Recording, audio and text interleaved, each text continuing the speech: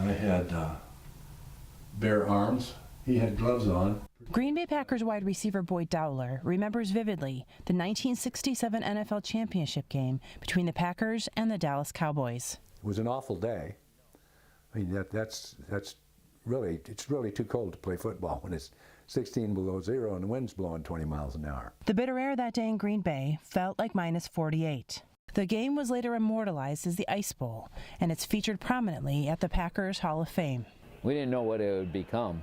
We just thought we were just crazy fans having a great time, enduring whatever Mother Nature was going to throw at us. Despite the conditions, more than 50,000 fans showed up. I jumped up and down and didn't feel anything from my knees down. So, I mean, I really felt like I was jumping on my knees at the time. The field itself was a sheet of ice and the ball was rock hard. Even so, Dowler managed to catch 4 passes, including 2 touchdowns. I think my teammates would all say the same thing, that that game is at the top of our list, not only for the most important, but the biggest win. That New Year's Eve win, 21-17 over the Cowboys, became the third of 3 consecutive NFL championships, not duplicated ever.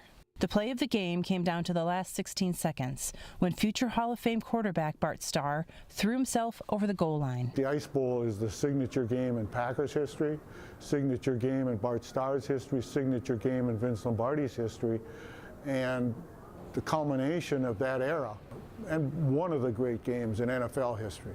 Legendary coach Vince Lombardi also never had quotas limiting the number of black players, like some other teams at the time.